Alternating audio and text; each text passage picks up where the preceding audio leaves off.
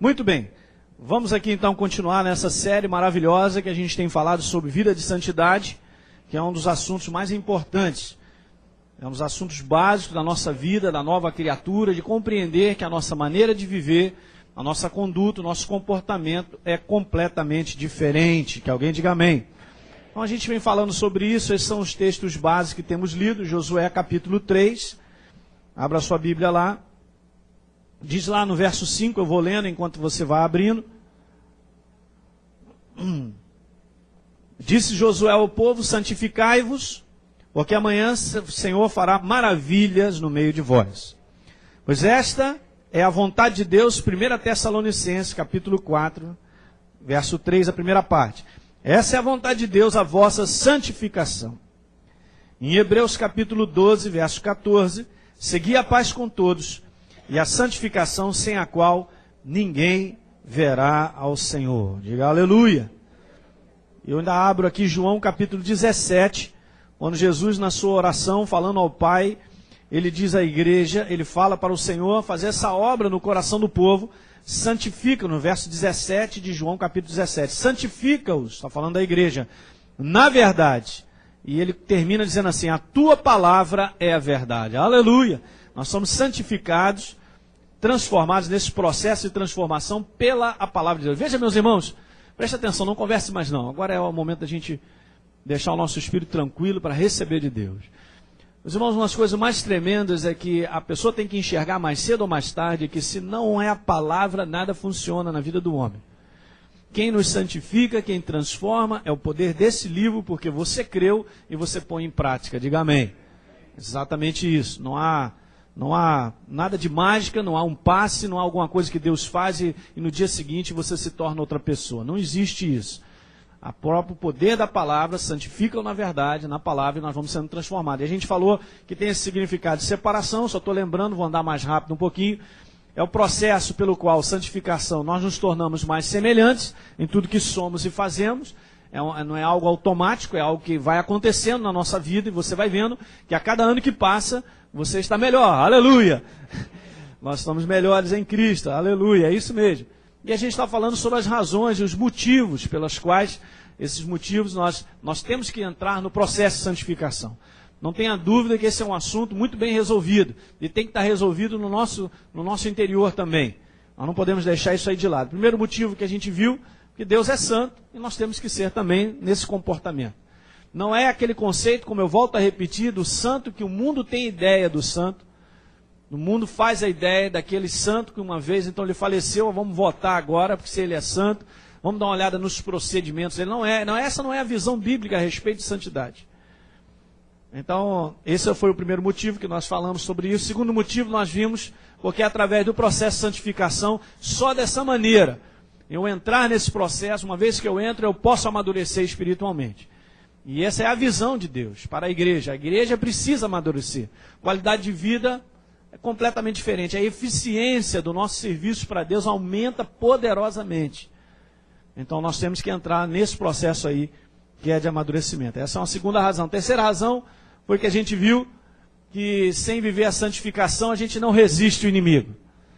E eu expliquei muito bem aqui, eu posso até usar de autoridade, conhecer o meu direito, mas se eu não ando como Deus me pede, no meu comportamento e conduta, eu estou vazado.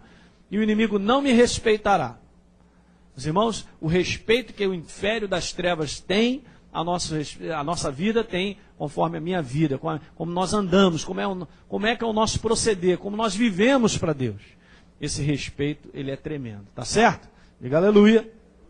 Você lembra, é interessante porque, estamos lembrando uma passagem em Mateus capítulo 7, e lá Jesus, algumas pessoas chegaram, Senhor, Jesus diz assim, nem todo que me diz Senhor, Senhor, entrará no reino dos céus. Você lembra dessa passagem? Eu ainda vou falar sobre isso, porque é uma questão de julgamento. As pessoas lá usavam o nome de Jesus, curavam, faziam isso, aquilo todo, então Jesus falou, eu nem te conheço. Como é que pode dizer eu nem te conheço? Mas é exatamente isso, por causa do comportamento e da conduta. Então o inferno não está nem aí. O inferno ele se preocupa com aquele que verdadeiramente está levando a vida a sério. Quer viver com Deus, quer crescer, quer ser uma bênção. Diga aleluia. E esse é o nosso desejo, né? Vamos lá. O quarto motivo é esse do qual a gente tem falado, São 6 motivos, a gente vai continuar isso no próximo domingo. Sem viver a santificação, a gente não expressa a vida de Deus, o amor de Deus. A igreja é representante. Aqui eu venho falando algumas coisas sobre isso, que o mundo só verá o poder de Deus, a presença de Deus através da igreja. Somos nós. E essa é uma maneira que nós temos que viver, porque nós somos representantes de Deus. Se eu não tenho consciência que eu sou um representante de Deus, tem alguma coisa errada. Porque a minha vida foi comprada pelo sangue de Jesus. Está escrito isso em 1 Coríntios, nós fomos comprados por sangue. Aleluia! Pertencemos a Ele, então somos verdadeiramente representantes de Deus. Então a gente tem que levar isso aí muito a sério, a nossa vida nesse mundo. Fé é o nosso estilo de viver o amor de Deus, jamais esqueça isso. E a gente viu 3 áreas que governam o nosso andar em amor. O nosso comportamento, como Deus pede, o nosso pensamento, as palavras e a conduta. A gente já falou sobre pensamento, palavras, a gente está falando sobre conduta. Mas essas 3 áreas, elas se interagem, como a gente viu isso. E tudo começa aqui, ó, na nossa mente. Por isso a necessidade de estarmos sempre renovando a nossa mente no poder da verdade, da palavra, para que ela fique firme dentro de nós. A gente falou aí sobre o pensamento, que é a origem de tudo que irá direcionar a nossa vida. É o local onde as coisas nascem. Tudo nasce na nossa cachola, na nossa mente. E nós temos que tomar cuidado, porque algumas coisas não podem nascer. A gente tem que abortar no nome do Senhor Jesus. Diga aleluia. Mas está na área do pensamento o curso da correção também do andar em amor. Não pense que é algo assim, eu não vou fazer mais isso. Não é só um desejo. É algo que nós precisamos mudar. Eu disse algo aqui, eu volto a repetir. Se você quer verdadeira mudança, se aproxime de Deus, que você mudará. Não tente mudar a você mesmo, porque não funcionará. As pessoas tentam mudar, não, eu vou melhorar, e não conseguem melhorar, porque não se aproximam de Deus. É necessário que esse livro prevaleça sobre nós, é necessário que nós sejamos consumidos por esse livro, pela presença de Deus. Então, lembra que eu falei da esponja? A gente tem que deixar, nós que somos a esponja, ficar perto do Senhor, para absorver aquilo, fazer parte da nossa substância. E aí nós vamos sendo transformados e mudados. Eu falei sobre o cuidado de 3 coisas na nossa vida em relação a pensamentos. Tomar cuidado com críticas destrutivas e que não tem menor fundamento. Porque simplesmente a gente acha. Esse negócio de eu acho, deixa isso para lá. Não funciona, especialmente em relação a outras pessoas. Deus ama demais ao nosso semelhante. O respeito que Deus tem pelas pessoas que estão nas trevas é tremendo. Pode ser que o homem não veja isso, mas Deus vê. E Deus ama. Um dia nós estávamos lá e Deus nos transformou. Diga aleluia. Julgamento acompanhado de condenação. Esquece isso aí. Isso tudo nasce na mente, mas a gente pode abortar isso. Você tem que identificar isso e começar a abortar isso pelo amor de Deus. Pela presença dEle. E orgulho e soberba, esse tipo de comportamento de viver dessa maneira, só leva à queda, como a gente viu, né? Então, a boca e palavras, a gente havia falado sobre isso, é considerado o leme que dá direção à nossa vida, não esquece disso. A partir desse ano você tem uma oportunidade maravilhosa, você tem ouvido coisas aqui, de a sua boca ser completamente diferente. Nós temos uma qualidade de palavras, um conteúdo de palavras, um vocabulário correto e coerente com o que Deus pede de nós. Aleluia! Deus é um Deus da fé, vamos ter palavras de fé. Deus é um Deus de ânimos, vamos ter palavras de ânimo. Deus é um Deus de coragem, vamos ter palavras de coragem. Aleluia! E a gente segue com Ele. E nós vamos ser abençoados. Li alguns versos que eu quero relembrar para você ver como isso aí é poderoso. Quem toma cuidado com as suas palavras protege a sua própria alma. Porque quem vive falando tudo que pensa acaba arruinando a sua própria vida. Está na Bíblia, meu irmão. Pastor, isso é sério. Claro que é sério. Tem pessoas que estão completamente arruinadas só pelo conteúdo das palavras proferidas. Não fizeram muito. Fizeram só isso. Eu acrescentei isso aqui ontem, porque eu li também na Bíblia Viva, muito interessante. Quando Jesus fala lá em Mateus capítulo 12, a boca fala do que está cheio o coração, isso no verso 34. No verso 37, a primeira parte está assim: as suas palavras, as nossas, agora refletem o seu destino depois. O que significa que a gente vai colher tudo aquilo que a gente tem falado. Então, se você quer uma vida completamente diferente daqui a 1 ano, 2, 3, 4, trate de começar a plantar hoje. Porque daqui a 15, 20 anos você só vai colher coisas boas. Aleluia. Alguém dá glória a Deus aí? Quem de vocês quer amar a vida e desejar ver dias felizes? Quem? É uma pergunta, a Bíblia faz essa pergunta. Está lá no Salmo 34. Quem de vocês quer amar a vida e deseja ver dias felizes? Quem? Aquele que guarda a sua língua do mal e os seus lábios da falsidade. Pastor, tremendo isso, é tremendo. Por isso que é bom nós lermos. Então, se nós não gostamos de como a nossa vida está indo, gente, a gente tem que mudar o conteúdo das nossas palavras. Deixa o Espírito Santo ir falando contigo dia após dia sobre isso aí. E pode estar certo que ele mostra para a gente áreas que nós precisamos acertar. Tremendo, Deus é tremendo. Provérbios 18, 20, sempre temos que comer o fruto. Somos nós que comemos daquilo mesmo que nós plantamos, olha, das palavras que a gente semeia. Nossas palavras têm poder para construir ou destruir a nossa vida, e vamos acrescentar a pessoa que está ao nosso lado também. Porque com palavras nós construímos relacionamentos, mas também destruímos relacionamentos, como eu falei aqui. Provérbios 21, 23, na Bíblia Viva, você quer ficar sempre livre de problemas e sofrimento? Fale o mínimo possível e tome sempre cuidado com as palavras. No nome de Jesus a gente vai ser mais quietinho, diga aleluia. É isso. Pessoas são construídas e também destruídas por palavras. Palavras criam imagem. Eu já falei sobre isso. Palavras produzem uma colheita de bons relacionamentos, outros maus. Andar em amor sem filtrar as palavras não existe.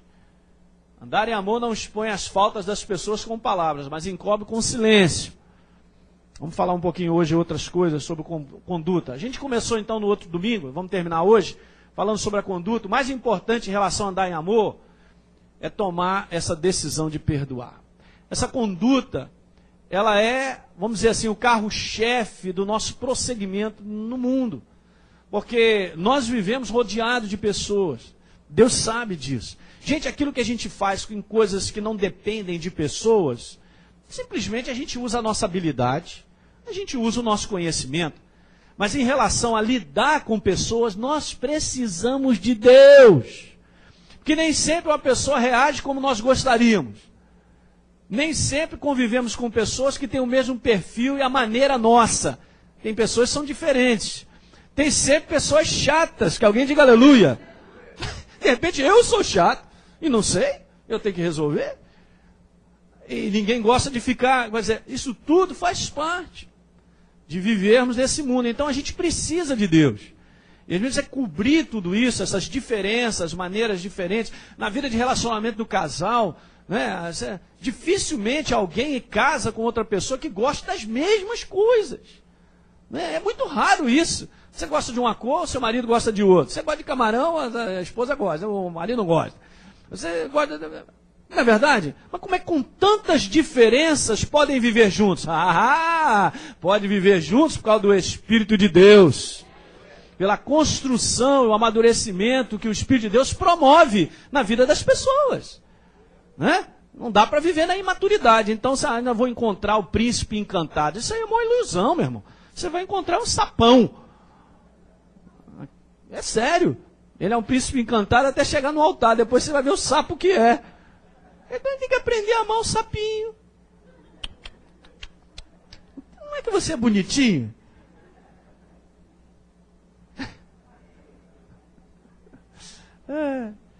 Então esse tipo de viver perdoando e de pedir perdão é a nossa prática.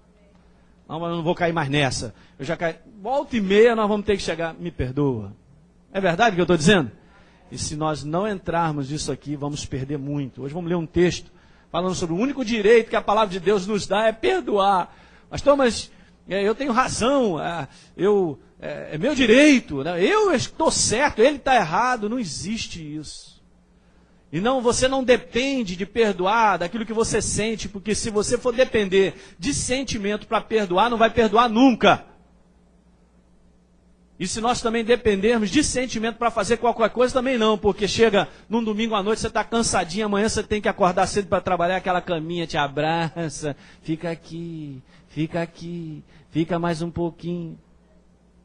Por que você vai trabalhar? Senão você é descontado no salário, é mandado embora, meu irmão. Porque se não fosse, você estava na caminha. Então a gente não faz porque sente, a gente faz porque toma uma decisão, e toda a vida envolve sacrifício. E não tenha dúvida, é tomar a decisão de perdoar sempre, por maior que seja o golpe, ou a traição, ou qualquer coisa que a gente atribua que aquilo foi tremendo. Foi algo assim, eu não aguento nem ver a pessoa. Nós temos que resolver isso. Disse no domingo passado, não põe isso debaixo do tapete. Vou dar uma varridinha aqui, esconder debaixo do tapete e olhar para frente achando que isso já passou. Para onde você for, você está levando esse problema. Nós temos que resolver isso sempre. Se há situações que o Espírito Santo nos fala a respeito disso, como eu disse aqui no último domingo, você vai se surpreender que Deus abrirá oportunidades para que reconciliação, perdão mútuo possa acontecer. Diga amém. E todo fardo irá sair de nós, todo peso. Então não depende do seu sentimento. Andar em amor é viver a prática do perdão e da misericórdia de contínuo. A gente falou sobre isso, porque a gente viu isso. Que Deus é um Deus misericordioso. Nós lemos aqui em Daniel 9, verso 9, que o perdão e a misericórdia pertencem a Deus. Perdoar é algo que pertence a Deus e nós temos a mesma natureza de Deus. Então nós temos condições de perdoar. Não tenho condição de perdoar. A tua carne diz que não. O teu sentimento diz que não, mas nós podemos. Porque nós vamos resolver isso como Deus vê e não como a carne vê. Diga aleluia. Perdoar é a expressão mais clara do amor de Deus. Eu quero que você vá comigo agora, nós vamos continuar aqui, nós temos um tempinho para falar. Vá comigo a Mateus capítulo 18. Quando eu li essa passagem, duas coisas aqui me chamaram a atenção e eu quero te mostrar essa relação muito maravilhosa. Mateus capítulo 18, Pedro chega para Jesus e diz assim, Senhor, quantas vezes eu tenho que perdoar meu irmão? Esse é um assunto de todo ser humano desde da fundação do mundo. Mateus 18, verso 21. Eu quero ler essa passagem, eu peço para você prestar atenção nela, e nós vamos concluir 2 pontos importantes aqui, e vamos terminar sobre esse assunto aí. Muito bem, então Pedro, aproximando-se, perguntou, Senhor, até quantas vezes meu irmão pecará contra mim e eu lhe perdoe? Até 7 vezes? Porque olha só, 7 vezes era a tradição. No passado, Pedro levanta um número que não saiu da sua cachola, era uma tradição, isso aqui. Então, aí Jesus falou assim, não te digo que até 7 vezes, mas até 70 vezes 7. Eu nem sei, alguém é um matemático, Arley, quanto dá isso aí? 70 vezes? 490. E isso a mesma pessoa, hein, meu irmão? Na segunda a gente já está doido para detonar o cara, na terça, na quinta já enforcamos. Imagine 490. Não, mas Jesus está dando um número aqui que não é isso a realidade. Ele está falando sobre a necessidade do perdão contínuo. Ok? Vamos continuar a leitura? Por isso o reino dos céus é semelhante a um rei. E Jesus então agora traz esse exemplo. A um rei que resolveu ajustar contas com os seus servos. E passando a fazê-lo, trouxeram-lhe um que lhe devia 10.000 talentos. Não tendo ele, porém, com que pagar, ordenou o Senhor que fosse vendido ele, a mulher e os filhos, e tudo quanto possuía, e que a dívida fosse paga. Então o servo, prostrando-se reverente, rogou, sê paciente comigo, e tudo te pagarei. E o senhor daquele servo, compadecendo-se, mandou-o embora, e perdoou-lhe a dívida. Diga, perdoou-lhe a dívida. Saindo, porém, aquele servo, encontrou um dos seus conservos que lhe devia 100 denários. E agarrando-o, sufocava, dizendo, paga-me o que me deves. Então seu conservo, caindo-lhe aos pés, lhe implorava, sê paciente comigo e te pagarei. Veja, a atitude desse conservo era exatamente a que ele fez para o seu senhor. Vamos continuar. Ele, entretanto, não quis. Antes, indo-se, o lançou na prisão até que saudasse a dívida. Vendo seus companheiros o que se havia passado, entristeceram-se muito e foram relatar ao seu senhor tudo o que acontecera. Então o seu senhor, chamando-o, lhe disse, servo malvado, perdoei-te aquela dívida toda porque me suplicaste. Ouça, meus irmãos, não devias tu igualmente, diga igualmente, compadecer-se-te do teu conservo, como também eu me compadeci de ti? E indignando-se o seu senhor, o entregou aos verdugos. Diga, verdugos. Você lembra aqui antigamente aquele telequete? Alguém lembra do telequete? E tinha um cara que era o verdugo. vestido de caveira, que vinha assim com a mão assim, só dava cutelada no sujeito. Isso não é da sua época, não? Quantos aqui se lembram do telequete? Levanta a mão, olha aí, tá vendo? Você é velhinho, você lembra disso? Ah, meu avô se amarrava naquele negócio de telequete. Quando vinha o Ted Boy submarino, a garotada, lindo, lindo. O Verdugo só vinha vestido de caveira. E o ajudante do Verdugo era o Pé na Cova, alguém lembra? Pé na Cova com aquela cara assim, mais pra lá do que pra cá, era ajudante. E o Verdugo vinha diretamente da prisão, algemado. Meu Deus do céu. Hoje você vai mostrar isso para as crianças, elas vão rir, né? A gente se divertia. O Verdugo. Eu até perdi onde eu estou. 34. Até que lhe pagasse toda a dívida. Então veja o que aconteceu. Assim também, olha só, essa aqui Jesus traz uma conclusão maravilhosa. Assim também meu Pai Celeste vos fará, se do íntimo não perdoardes cada um a seu irmão. Essa é uma lição maravilhosa para nós aprendermos duas coisas aqui, são 2 pontos importantes. Primeiro deles, isso aqui está claro. Você vê que às vezes a gente não percebe. Quando eu vi isso aqui, me alegrei muito. Uma delas é o seguinte: primeiro, perdão, ele é um vínculo para manter o relacionamento com Deus e com pessoas. Primeira coisa que você vê aqui é que esse homem, esse servo, perde o seu relacionamento com o seu Senhor porque ele não lhe deu, não soube lidar com compaixão nem perdoar outro. Está dando para entender isso aqui? Meus irmãos, preste bem atenção. A nossa vida em relação a uns com os outros não está desassociada com a nossa vida com Deus. Eu vou repetir. Nossa vida em relação uns com os outros não está desassociada com a nossa relação com Deus. A gente acha que não tem nada a ver. Eu posso manter o meu relacionamento com Deus, tudo bem, tranquilo, e eu tenho o que eu acho na minha cabeça em relação aos outros, está tudo certo. Nada disso. Veja que eu quero falar algumas coisas preciosas nessa manhã. Eu louvo a Deus porque você veio à casa de Deus. Meus irmãos, o relacionamento de uma pessoa com Deus, ouça bem, o relacionamento de uma pessoa com Deus é determinado em grande parte pelo seu relacionamento com o próximo. Guarde isso, porque essas coisas fluem juntas, trabalham juntas. Não dá para separar. Se o meu relacionamento com o próximo é ruim, o meu relacionamento com Deus também é ruim. Eu acho que não, mas é ruim, porque está cortado da parte de Deus para conosco. E dentro dessa área é fundamental. Mateus capítulo 6, vai comigo lá. Desliga esse telefone, pelo amor de Deus, gente. Rádio, o que for, quebra esse bicho aí. Mateus 6. O celular está tão baratinho, tu compra um de R$90 aí. Mateus 6, verso 12. Eu não tinha lido isso. Você pega a oração que Jesus nos ensina e nós oramos, o Pai Nosso que está no céu, santificado seja o teu nome, a gente já sabe desde pequeno. 3 versos aqui falam sobre perdão. Eu não tinha prestado atenção nisso. Dentro desse contexto aqui, do verso 9 até o 15, olha o que está escrito aí. Portanto, vós orareis assim: Pai nosso que estás no céu, santificado seja o teu nome. Venha o teu reino, faça a tua vontade, assim na terra como no céu. O pão nosso de cada dia dá-nos hoje. Perdoa-nos. Nós estamos pedindo perdão a quem? A Deus. E Deus nos perdoa? Depende. Ah, pastor, isso aí agora é novo para mim. Depende.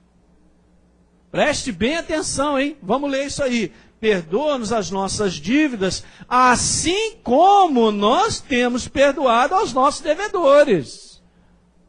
Porque se não perdoamos aos nossos devedores, não somos perdoados por Deus. Pastor, mas Deus é assim? É assim. Porque Ele quer que nós tenhamos o mesmo comportamento. Mas eu não tinha prestado atenção, eu oro isso desde pequenininho. E não nos deixe cair em tentação, mas livra-nos do mal, pois teu reino, o poder e a glória para sempre. Verso 14, Jesus continua. Porque, volta a falar sobre aquele assunto, para você ver como é fundamental. Volta a falar, porque se perdoardes aos homens as suas ofensas, também vosso Pai Celeste vos... Se, porém, não perdoardes aos homens as suas ofensas, tampouco o vosso Pai vos perdoará as vossas. Isso aqui é Bíblia. Aí você vai me perguntar, mas pastor, mas por que é importante Deus nos perdoar? Porque se Deus não nos lava com o seu perdão, nós somos entregues aos verdugos. Vai tomar cutelada do demo, meu irmão. E muita. Karatê na sua cabeça. Somos entregues aos verdugos. Que no original fala sobre torturadores. Torturador não é um matador. Torturador é um torturador. É aquele que te causa sofrimento constante sem te matar. Mas que você sofre. Daí, a gente vê que muitas pessoas da igreja, e o mundo lá fora, não preciso nem falar, mas vivem debaixo disso, de um sofrimento só, porque eles têm sido torturados todos os dias. E Deus não pode fazer nada. Porque eu tenho que fazer, eu tenho que perdoar e estarei livre do torturador. Aleluia! Diga amém nessa manhã. Os irmãos, isso aqui é muito claro e é terrível. Esses versículos ensinam, gente, que o perdão, veja bem, o perdão que eu recebo de Deus é diretamente determinado pelo perdão que eu ofereço a quem peca contra mim. Eu não posso segurar o perdão, porque é nessa proporção que Deus tem me perdoado. Diga aleluia. Pastor, mas o senhor não sabe a traição, o que aconteceu com a minha vida, eu perdi 10 anos disso ou daquilo, não importa. Todos nós aqui temos experiência aqui dentro dessa área. Todos nós, eu também tenho. E prejuízo na minha vida por causa disso. De alguém ter prejudicado a nossa vida. Esquece isso aí, meu irmão. Cobre isso com o perdão de Deus para que você seja livre do torturador, do verdugo. Diga aleluia. Glória a Deus.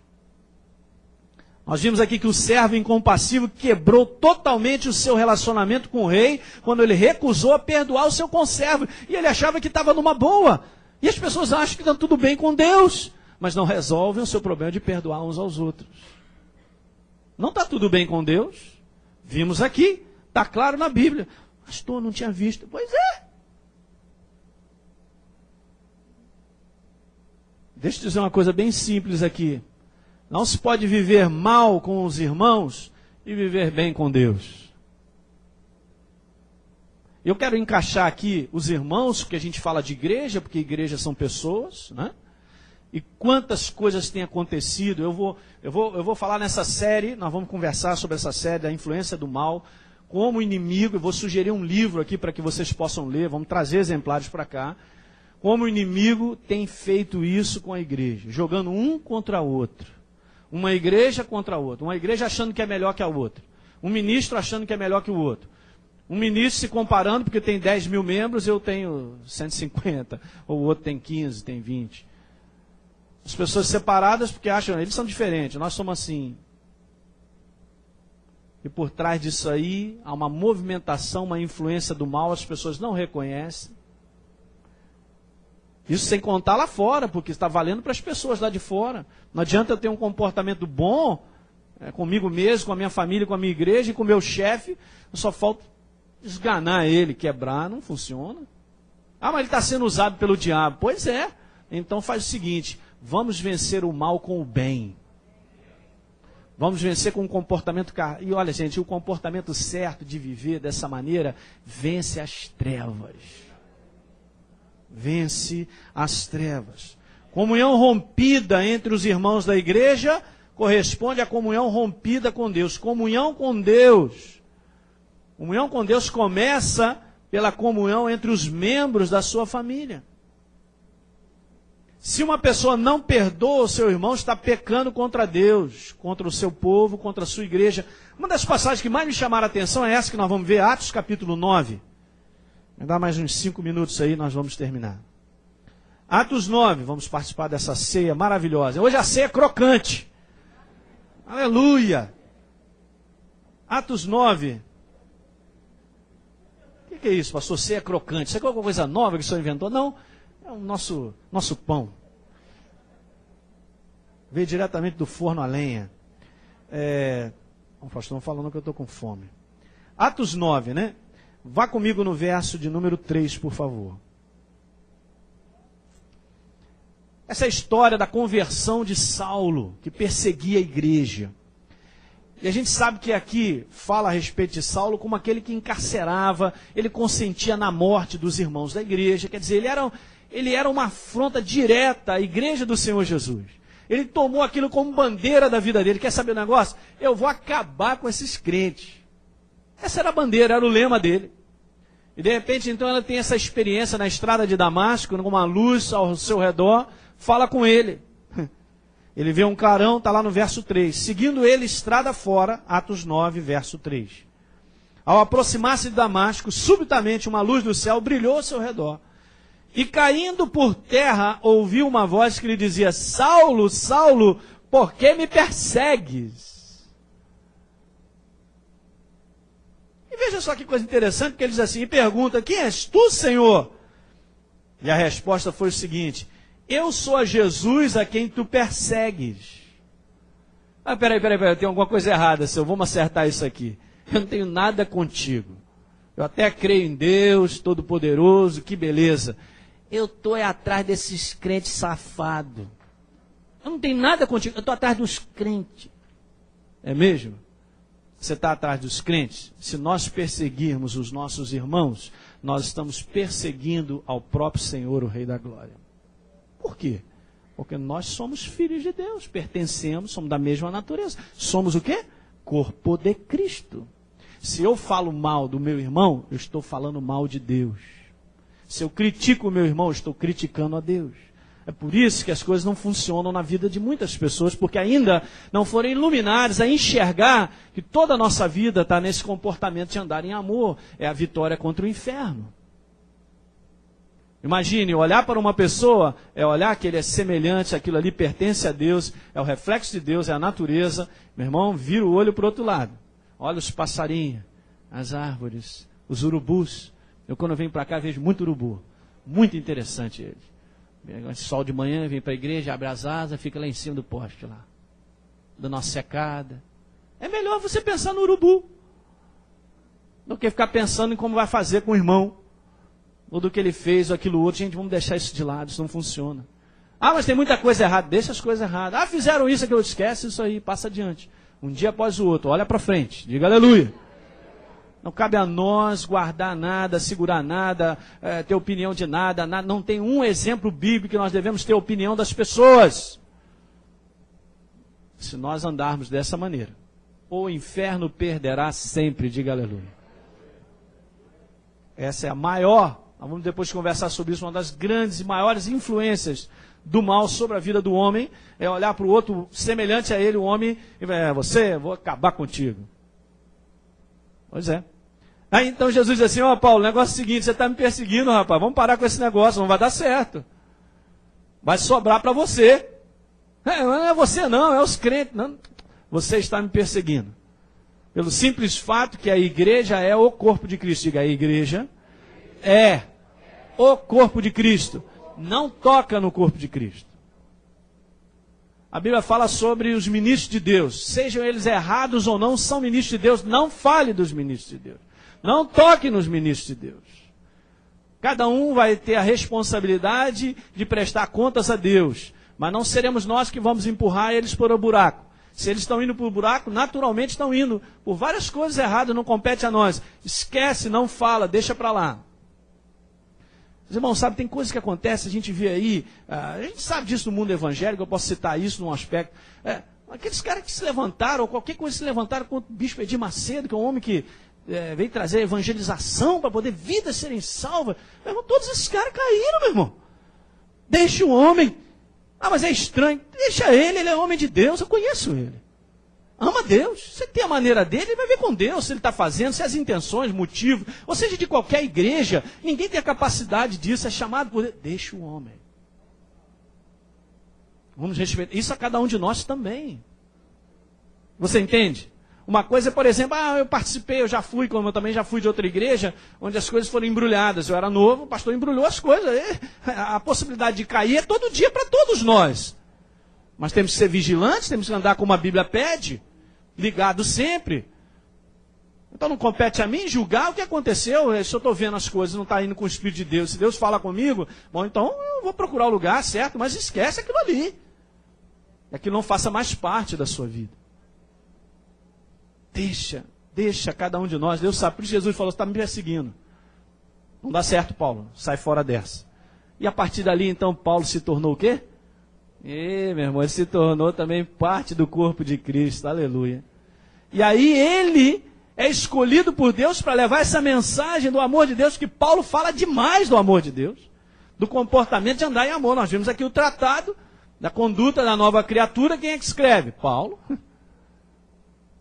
Ele compreendeu e nós precisamos enxergar isso. Diga aleluia. Segundo ponto aqui para a gente terminar. A gente vê por aquela parábola, não liberar o perdão nos entrega a ação dos torturadores, como eu disse. E nós não precisamos ficar mais escravizados, nem ser torturados com sofrimentos desnecessários. Onde não há perdão, meus irmãos, onde não há perdão, o cativeiro, a prisão já se instalou. Ouviu isso bem? Vamos repetir. Onde não há perdão, o cativeiro ou a prisão já se instalou, se instala. Não precisamos viver assim. Muitas pessoas da igreja têm vivido com enfermidades, porque ainda não aprenderam a lidar com isso. Porque uma das coisas que o inimigo prende o ser humano é causando enfermidades sobre a vida dele, doenças mesmo. Ele não morre, mas está sendo torturado com a doença. Está ali, dia após dia, nem percebeu que tem alguma coisa que ele tem que acertar. Alguma coisa que ele tem que ter um comportamento para ser livre disso.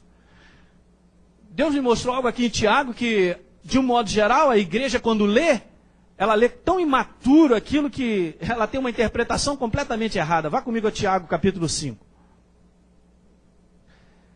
Nessa passagem, por isso nós temos que compreender o contexto, Tiago, capítulo 5, num dado verso, que se não me engano é o 14, Tiago começa a falar sobre cura. Está alguém entre vós doente? Chame os presbíteros da igreja, faça a oração da fé, unge com óleo, e a oração da fé, no verso 15, Tiago 5, 15, levantará o irmão, e se tiver cometido pecado, será o quê? Perdoado. Diga aleluia. Porque aqui é uma outra situação. Mas aqui agora entra a situação do verdugo, do torturador, daquele que se encontra doente, porque não libera perdão. Veja o que o verso 16, e todo mundo aqui interpreta errado. Eu já vi gente falando sobre isso aqui, a maior bobagem.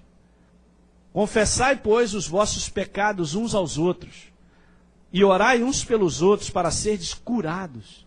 Meus irmãos, isso aqui não é qualquer pessoa da igreja que eu chego para ele para confessar meu pecado e orar um para o outro. Não é assim não. Isso vai virar uma confusão dentro da igreja.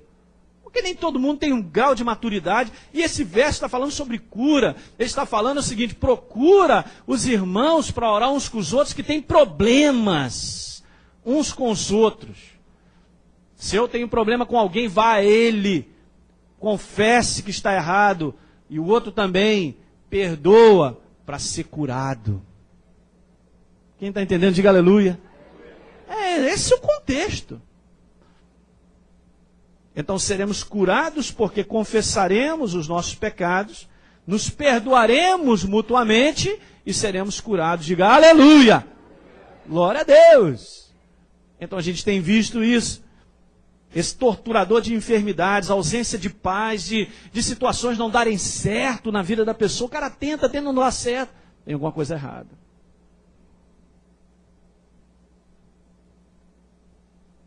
A conexão entre o perdão e cura é muito ampla na Bíblia. E em muitas ocasiões, gente, a cura ela segue-se imediatamente ao perdão. Diga amém. Uma vez um irmão, isso conta a história de que um irmão perguntou ao pastor da igreja: pastor, onde é que está o inferno? O pastor respondeu assim, o inferno está em qualquer lugar onde Deus não está. O inferno está justamente em eu não ter o comportamento que Deus me pede. O inferno já está agindo. Se eu não tenho o comportamento que Deus me pede, a ação é toda diabólica. Deus não está ali. Se o meu comportamento não tem coerência com a conduta da nova criatura, Deus não está ali. Onde Deus não está, quem prevalece? O inferno. E o inferno só veio para matar, roubar e destruir. Porque o inferno é o escravizador, é o torturador, é o... Quem está entendendo isso nessa manhã? Meus irmãos, que a partir de hoje tudo que nós temos falado sobre isso faça parte do teu interior, para que nunca mais a gente possa cair nessas ciladas. Porque necessidade de perdoar estaremos sempre, e o Espírito Santo te lembrará sempre disso. De que perdão tem que ser contínuo na nossa vida. Estou falando aqui para maridos, falando para esposas. Nós estamos crescendo dentro disso aí constantemente. E essa atitude é importante de perdoar, porque mantém em nós o espírito que Deus quer de humildade. Sermos humildes para reconhecer os nossos erros. Não somos perfeitos. E Deus tem trabalhado isso na nossa vida. Aleluia. Vamos no próximo domingo, então, falar sobre o quinto motivo pelo qual Deus requer de nós a nossa santificação, e vamos terminar com o sexto. Vamos ficar de pé, vamos participar da Santa Ceia. Glória a Deus nessa manhã. E como a gente sempre tem cantado, o amor já venceu, meus irmãos. O caminho para a vitória é o comportamento que Deus nos pede. Que verdade tremenda. Feche os seus olhos, nós vamos orar. Daqui a pouco nós vamos participar da Santa Ceia. Vamos sentar para participar da Santa Ceia. A Santa Ceia, como eu digo sempre aqui, é a mesa de Deus, do nosso Pai. E como um bom pai que ama os seus filhos, todos nós somos filhos, somos dignos de sentar a essa mesa e participar com alegria. A mesa de Deus não é para afastar ninguém, pelo contrário. É para aproximar, é para que nós sejamos curados, transformados. É para que nós reconheçamos que sem Deus não somos nada. Não podemos nada. Que alguém diga aleluia nessa manhã. O amor de Deus é muito presente nesse lugar. E Ele te ama demais. Eu quero te dizer uma coisa, que o inimigo trabalha nisso, mas reconhecer faltas e erros na nossa vida é muito bom, meus irmãos. Não dá. O inimigo é que põe esse tipo de acusação para dizer, agora tu está longe de Deus mesmo, você não vale nada. Isso aí é mentira dele. E justamente quando a gente reconhece, que o Espírito Santo fala, é que Deus vê assim, meu filho, você vai ficar melhor, aleluia. Diga amém. Então, não fique longe, participe da mesa de Deus. Se há alguma coisa que você precisa fazer em relação a isso, é fácil, Senhor, me perdoa. E diz a Bíblia que Deus nos perdoa. Se há algo que eu tenho que resolver com alguém, e de repente não é nem dessa igreja, é de outra igreja, ou de algum outro lugar que eu vim, resolva. E Deus te abençoará cada vez mais. E nós ficaremos livres da tortura e do sofrimento da escravidão. Aleluia. Pai, nessa manhã tão maravilhosa, a Tua presença, do Teu poder, nós te louvamos, Senhor, que a Tua palavra é riquíssima para nos ensinar, iluminar o nosso espírito, para compreender que essas verdades são absolutas e já venceram o inferno. E por elas nós vivemos. Aleluia. O Teu povo cada vez mais cresça, Pai, na sensibilidade de reconhecer essa necessidade de perdoar sempre, de pedir perdão, de manter esse espírito, Pai, todos os dias na nossa vida. É algo sacrificial, é algo que envolve fé, é algo que não é natural da nossa carne, mas nós não estamos nem aí, Senhor. Aleluia. Nós queremos é Deus, eu quero é Deus. Queremos mais a Tua presença. Nós somos abençoados e nós vamos continuar andando nesse caminho. Recebe toda a honra, toda a glória e todo o louvor nessa manhã, meu Deus. Porque nós, todos nós aqui, somos a Tua igreja, nós te amamos demais. E vamos participar dessa ceia maravilhosa. Que alguém diga amém nessa manhã. Glória, glória ao Espírito Santo.